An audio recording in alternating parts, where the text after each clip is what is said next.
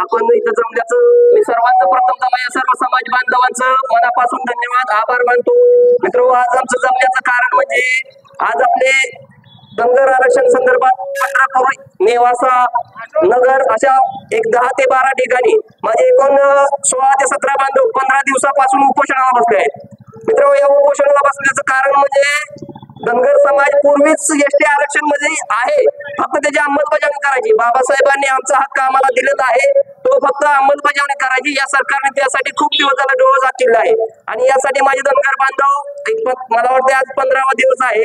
जर 15 दिवस उपोषण करत असतील तर तुमचं जर तिकडे लक्ष नसेल शासनाचं तर याच्यासारखं वाईट मला वाटत नाही कुठलीच बाजू असेल.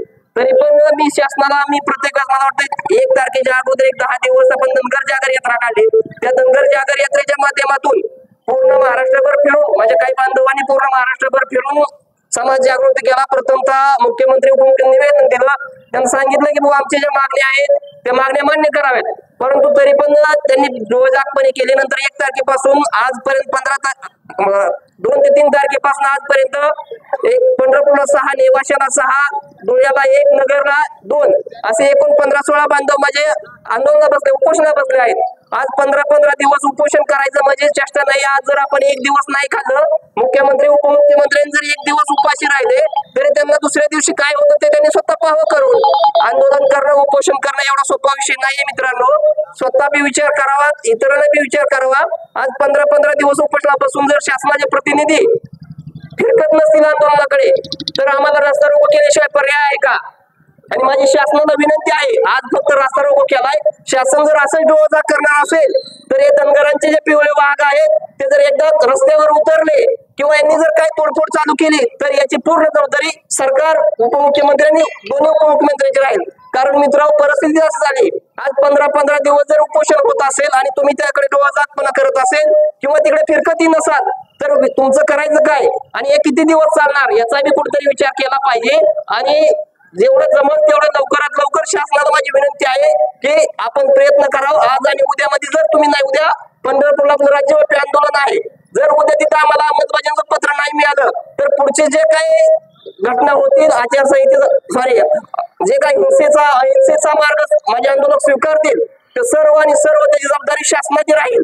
आणि नंतर कुठल्या सरकारने म्हणू नये की बाबा असं झालं, धनगर समाजामुळे काही अडचण आली. कारण 2014चा विषय आहे. 2014ला आपले विरोधी पक्षनेते म्हणजेच जे आता जे राज्य सरकार प्रमुख आहेत देवेंद्रजी फडणवीस, त्यांनी 2014च्या बारामती आंदोलनात सांगितलं की जर पुढे माझं सरकार आलं, बीजेपी सरकार आलं तर पहिल्या कॅबिनेट मध्ये आम्ही तुम्हाला आरक्षण देऊ. मला वाटतं आजपर्यंत 10 वर्षात बीजेपी सरकार आलं 2015ला आणि 10 वर्षात माझ्या मते पहिली कॅबिनेट झालीच असेल. कारण कॅबिनेट ही 2 महिन्याला 3 महिन्याला असते. काही कॅबिनेट तर रात्रीचं 2-2 वाजता घेतात, 3-3 वाजता घेतात. मग आमच्यासाठी एकही कॅबिनेट नाही झाली का? त्यावेळेस मंत्रिमंडळात आमचा विषयच नाही घेतला. फक्त धनगर तुम्हाला मतासाठी चालतो आणि बाकी तुम्हाला त्यांचं आरक्षण द्यायचं त्याचं काय दुखणं खूप नाही ते बघायचंच नाही का? मग मतासाठी धनगर आणि बाकीचं खायासाठी दुसरेच का? आम्हाला त्याचं देणं घेणं नाही. आम्हाला आरक्षण पाहिजे आणि जर हे आरक्षण लवकरात लवकर दिलं नाही तर पुढील सरकारने पुढील परिणामाला सामोरे जावं, एवढीच माझी सरकारला विनंती आहे. जय मल्हार. यानंतर आपले राव वकील बोलतील. नंतर बोला वकील राव वकील.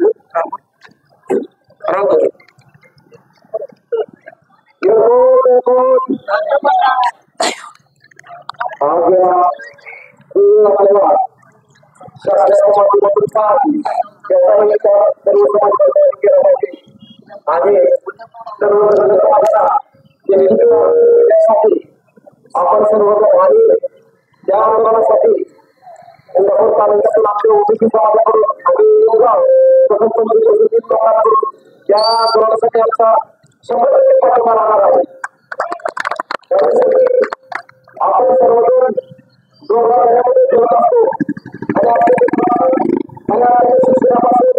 आणि सर्व लोकांपासून वंचित असतात आणि हे वंचित राहणार म्हणून भविष्यामध्ये आपण समाज या आंदोलनासाठी पाठिंबा देत आहे आणि जेवढं काय देत आहे.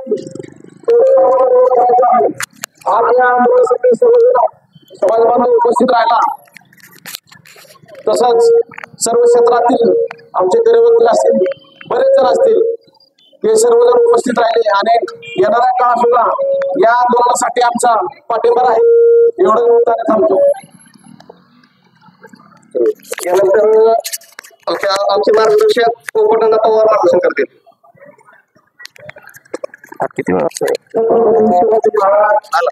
डॉक्टर बाबासाहेब आंबेडकर, महात्मा ज्योतिराव फुले, अहिल्यादेवी होळकर, अण्णाभाऊ साठे सर्व महापुरुषांना अभिवादन करून आजचा सर्व समाज बांधवांना माझा जय मल्ला. अतिशय थोडक्या वेळात एका मेसेजवर आपण एवढ्या बहुसंख्येने उपस्थित राहिला त्याबद्दल प्रथमतः मी समाजाच्या वतीने सर्वांचं स्वागत करतो.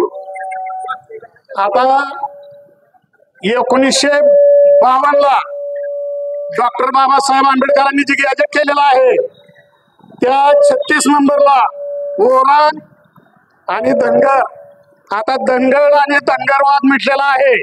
आता फक्त मुख्यमंत्री साहेबांनी ग्रीन सिग्नल दाखवलेला आहे. त्यांनी शिष्टमंडळाला शब्द दिलेला आहे आणि संविधानाची प्रत त्यांनी स्वतः वाचलेली आहे. त्याच्यामुळं धनगराला NT मधून ST मध्ये घालण्यात काही अडचण नाही असा स्वतः CM एकनाथ शिंदे यांनी शिष्टमंडळाला शब्द दिलेला आहे. तर भविष्यात त्यांना कागदपत्री कोणतीही अडचण नाही का, तर आमच्या समाजाला संविधानची पुण्यही आहे त्यात स्पष्ट उल्लेख केलेला आहे. आणि आज पंढरपूर येथे 15 दिवस झाले समाज बांधव उपोषणाला बसले आहे. त्यांची तब्येत अतिशय खालावलेली आहे. तरी उद्या 11 वाजता अहिल्यादेवी पुतळ्यापासून मोटरसायकल रॅली काढून इंदापूर तालुका समाज बांधवांच्या वतीनं त्यांना समर्थन द्यायचंय व त्या आंदोलनकर्त्यांची ऊर्जा वाढवायची आहे. तरी सर्व समाज बांधवांनी रॅलीत सहभागी होऊन त्यांची शक्ती वाढवा. धन्यवाद. जय मल्हार. यानंतर या सर्वांचे सरपंच तुकाराम सरे हे मार्गदर्शन करतील.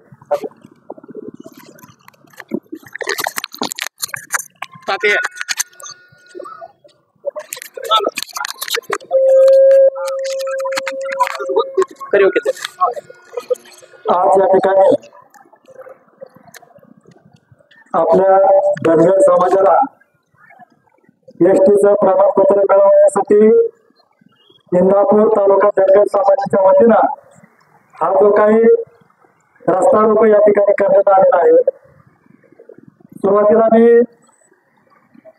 सर्व तमाम धनगर समाजाच्या वतीनं राज्य शासनाला सूचित करतो की आपण आता तरी आमच्या समाजाचा अर्थ पाहू नका, कारण बरेच आंदोलन रस्ता रोको मोर्चे या पाठीमागे झाले, परंतु आता आज या पारची लढाई या ठिकाणी करण्याची वेळ तुम्हा सर्वांवरती आलेली आहे.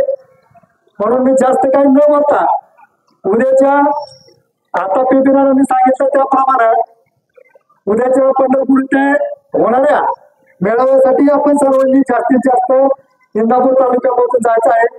परंतु मित्रांनो, या ठिकाणी जर या सरकारने उद्याचा आपलं आरक्षणाचा प्रश्न जर मार्गी नाही लावला तर पुढे आपल्याला या ठिकाणी करण्याची वेळ आणि ते करावी लागते. या ठिकाणी आपल्याला एवढं सांगतो जातो नका.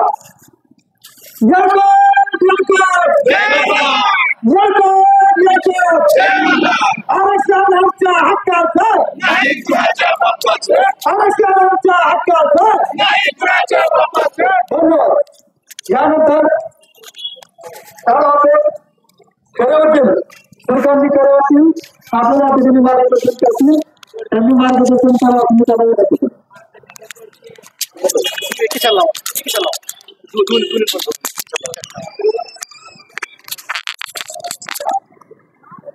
आज राज्यभरामध्ये धनगर समाजाच्या वतीने रास्ता रोको आंदोलन आहे. खरं तर या समाजाला रस्त्यावर उतरायची वेळ कोणी आणली तर आजपर्यंत 70 वर्षात विविध सरकार झाली, मात्र जे संविधानाने दिलंय, जे आजपर्यंत नमूद आहे त्यात मात्र द्यायची झाडीतलं शुक्राचार्य बनण्याचं काम मग भाजपचं सरकार असेल, काँग्रेसचं सरकार असेल, सर्वच सरकारांनी केलं। आज महाराष्ट्रामध्ये सर्वच समाज, मग कुठलाही असू द्या, मराठा असू द्या, ओबीसी असू द्या, मुस्लिम असू द्या, या सगळ्यांना रस्त्यावर उतरायला भाग या सरकारनं पाडलं। आणि हे सरकार समाजामध्ये भांडणं लावतंय। आणि यामध्ये खरं तर इतर राज्यामध्ये, अगदी इथं सोलापूर जिल्हा ओलांडला की धनगर एसटी मध्ये येतोय, आणि प्रत्येक राज्यामध्ये आहे, महाराष्ट्रामध्ये मात्र धनगरांना जाणीवपूर्वक वंचित ठेवण्याचं पाप या सरकारने केलेलं आहे। म्हणूनच इथला आतापर्यंत 4-5 पिढ्या या समाजाच्या संघर्षात गेल्या। आदरणीय BK कोकरेंपासून सुरू झालेला हा संघर्षाचा वाटा अजूनही चालू आहे। आणि या निमित्ताने मी सांगू इच्छितो की महाराष्ट्राच्या मुख्यमंत्र्यांनी ज्या पद्धतीने इतर उपोषणाची दखल घेतली, त्या पद्धतीने पंढरपूरमध्ये जवळजवळ 15 दिवस झालं आज आमचे समाज बांधव उपोषणाला बसले आहेत, आणि त्यांची दखल घ्यायला मात्र वेळ नाही। आज तिरुपतीमध्ये फक्त चरबी सापडली म्हणून जी गोंधळ चाललोय बघ केंद्रापर्यंत, त्याची तुम्ही दखल घेताय। ते लाडू खाऊन कोण मेला नाही, आणि तरी सुद्धा तुम्ही त्या लाडूवर इतकं राजकारण करताय। आणि एकीकडे माणसं मरायला लागली, त्या माणसांचं लक्ष देत नाही। सरकारने खरं तर याबाबत तात्काळ दखल घेतली पाहिजे, आणि या समाजाचा जो प्रलंबित प्रश्न आहे तो मार्गी लावला पाहिजे, हेच या निमित्ताने सांगतो आणि थांबतो। जय हिंद, जय महाराष्ट्र।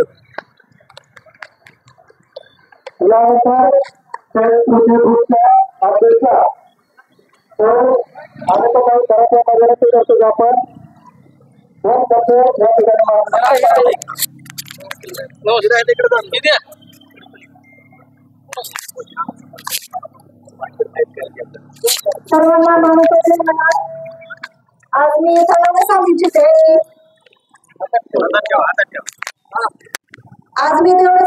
की गेली 70 वर्ष आम्ही ज्या आरक्षणाची वाट बघतोय, डॉक्टर बाबासाहेब आंबेडकरांनी आम्हाला घटनेमध्ये ऑलरेडी आम्हाला दिलेलं आहे, त्याची फक्त अंमलबजावणी व्हायची आहे।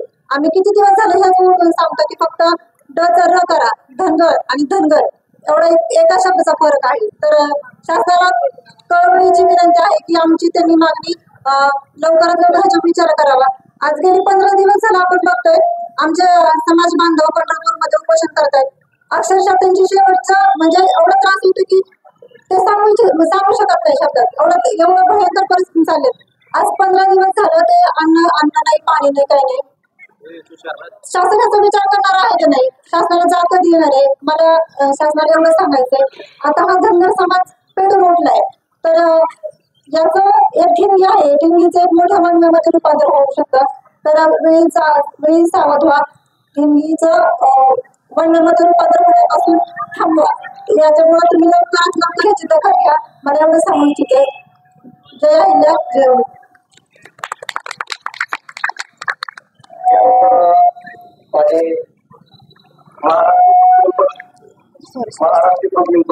सोनवणे यांचेही शिलेदारीत आपल्या आरक्षणाचा जो रास्ता रोको आहे त्यास पाठिंबा देण्यासाठी उपस्थित राहिले।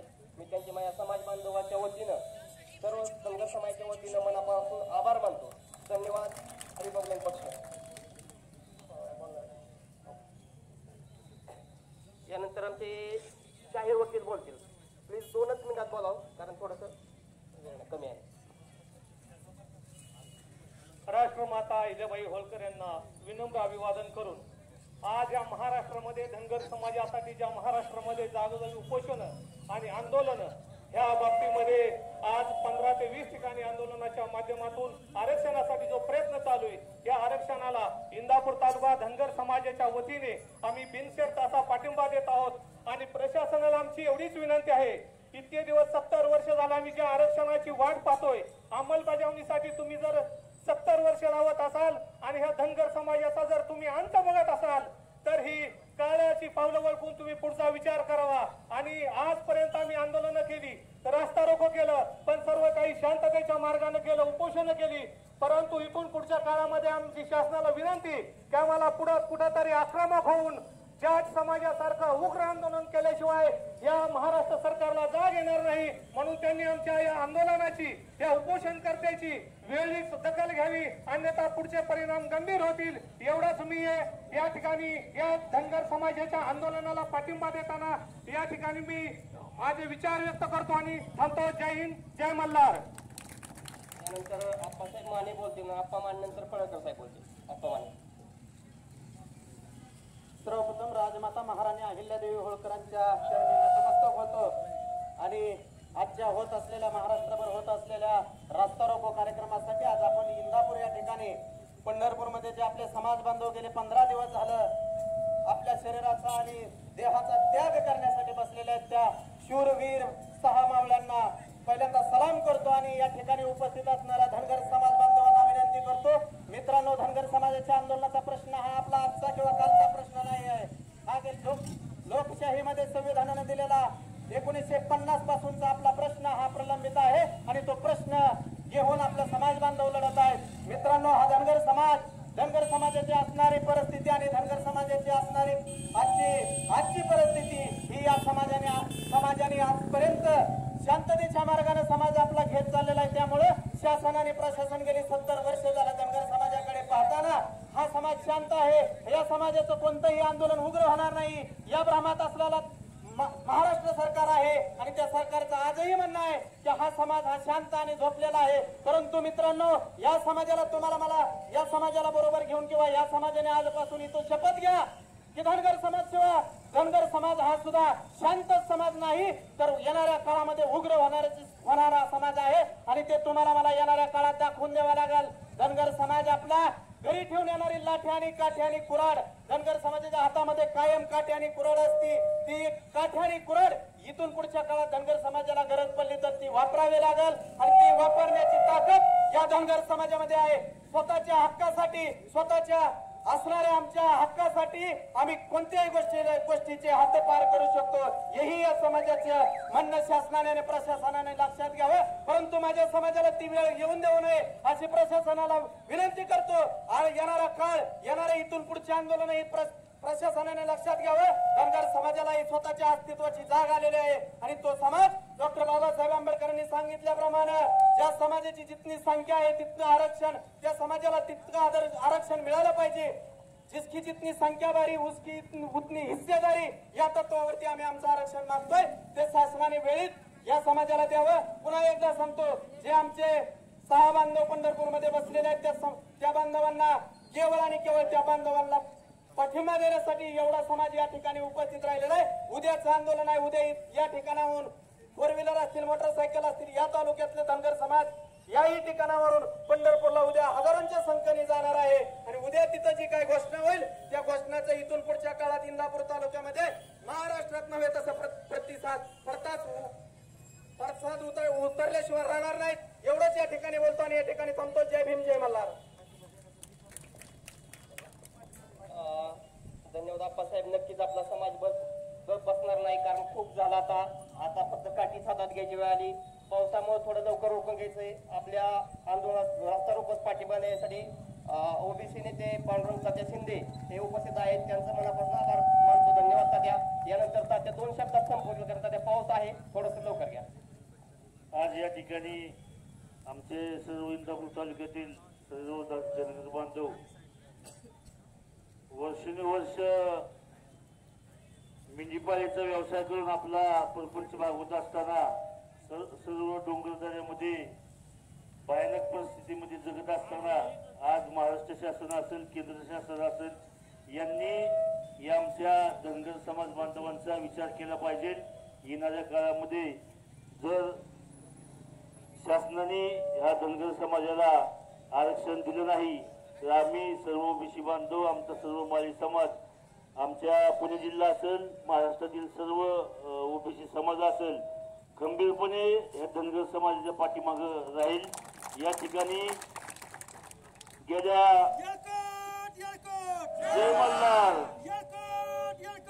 जय मल्हार गेल्याच्या वेळेला या ठिकाणी इंदापूरमध्ये ओबीसी महामेळाव्याचं या ठिकाणी सर्व आमच्या ओबीसी बांधवांच्या धनगर समाज असेल, माळी समाज असेल, सगळ्या समाज बांधवांच्या वतीने ना भूतो ना भविष्यामध्ये असला मोठा मेळावा या ठिकाणी घेत असताना काय या ठिकाणी समाजकंटक असतात, ज्यांना समाजामध्ये तेढ निर्माण करून समाजामध्ये भांडणं लावायचं काम करत असतात. तर मला या सर्व इतर समाजाला सुद्धा सांगायचं आहे की येणाऱ्या काळामध्ये गेली 75 वर्ष आमच्या जीवावर तुम्ही राजकारण करत असताना, मोठी मोठी पदं भोगत असताना या आमच्या गोरगरीब समाजाला तुम्ही जर आरक्षण दिलं नाही तर येणाऱ्या काळामध्ये तुम्हाला खुर्च्या खाली करून घरी जावं लागेल. या ठिकाणी परत एकदा सर्व आमच्या धनगर समाज बांधवांना आरक्षण मिळावं एवढी या ठिकाणी अपेक्षा व्यक्त करतो. येणाऱ्या काळामध्ये आमचा सर्व ओबीसी बांधव त्यांच्या पाठीमागे खंबीर उभा राहून खांद्याला खांदा देऊन लढा लावेल या आरक्षणाच्या संदर्भात. या ठिकाणी एवढून बोलतो थांबतो. जय हिंद, जय महाराष्ट्र. धन्यवाद तात्या, आपली कायमस्वरूपीच साथ आहे. यानंतर आमचे नवनाथजी पडळकर आपणास मार्गदर्शन करेल. नवनाथ पडळकर.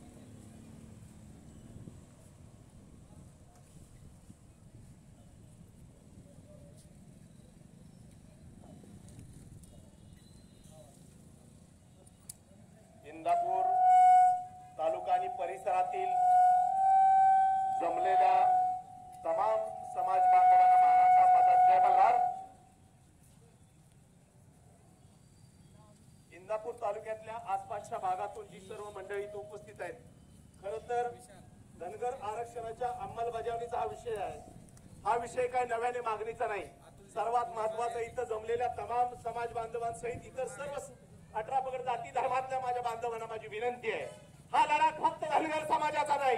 इथे जमलेल्या परिसरातील ऐकणाऱ्या प्रत्येकाच्या आयुष्यातला एक ना एक लढा असतो.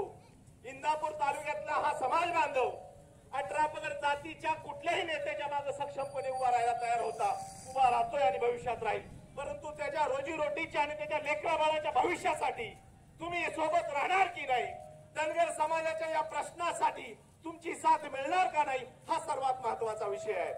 निवडणुका येतात जातात, राजकारण होतं, परंतु हा समाज जो 1956च्या अनुसूचित जमातीच्या यादीमध्ये महाराष्ट्राच्या यादीत 36व्या क्रमांकावर समावेश केलेला आहे, धनगर समाजाची नव्याने आरक्षणाची मागणी नाही.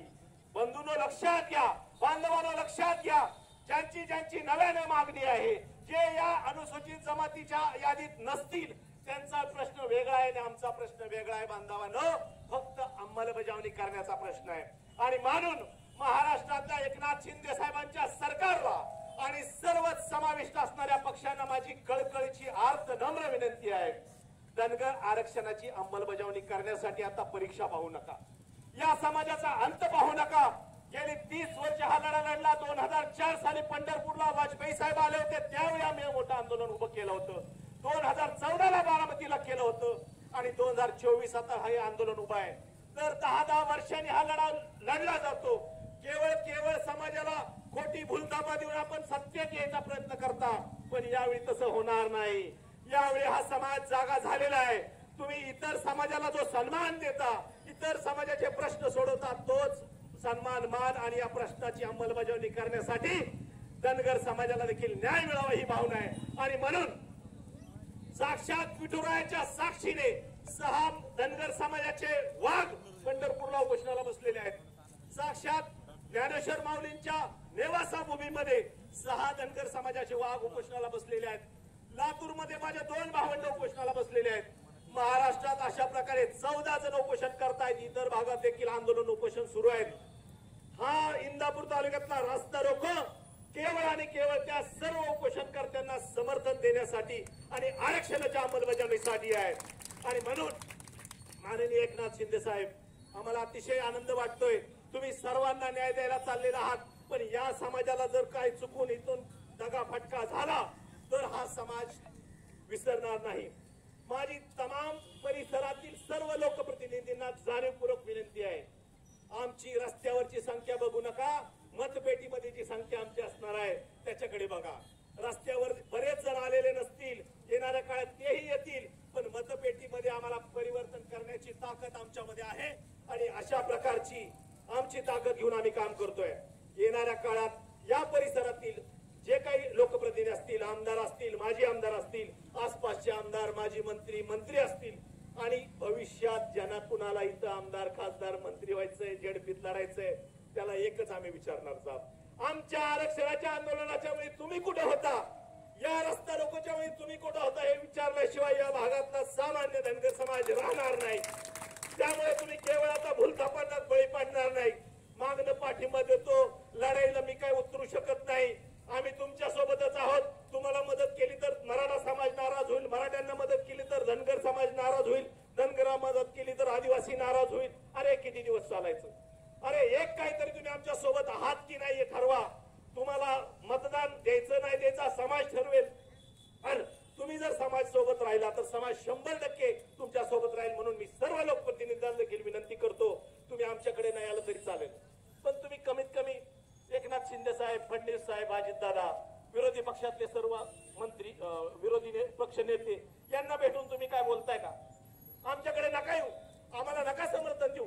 तुम्हाला अडचण होत असेल, परंतु सरकारमधल्या संबंधित मंत्र्यांना भेटून आपण तात्काळ या प्रश्नावर तोडगा काढावा.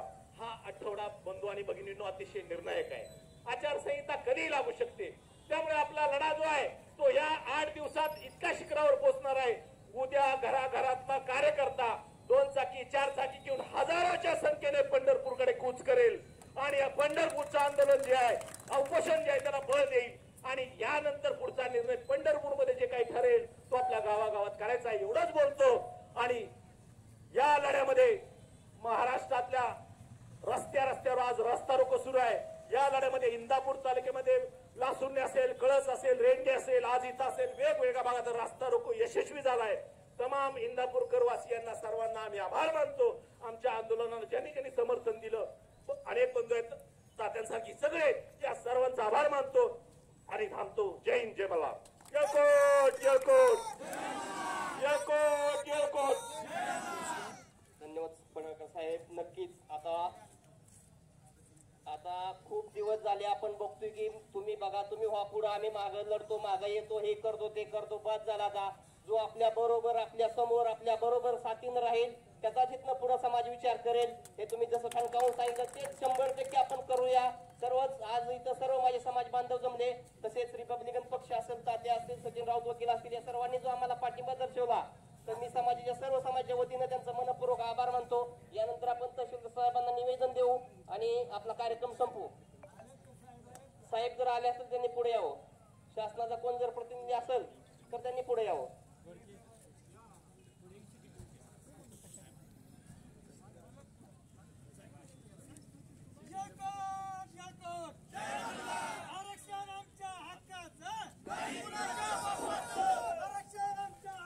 नाही कुणाच्या बापाचं.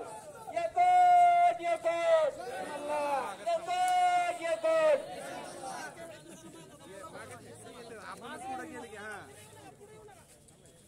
तुम्ही तिथे थांबा. कडू माग सगळे गोडके तुम्हीच माग या.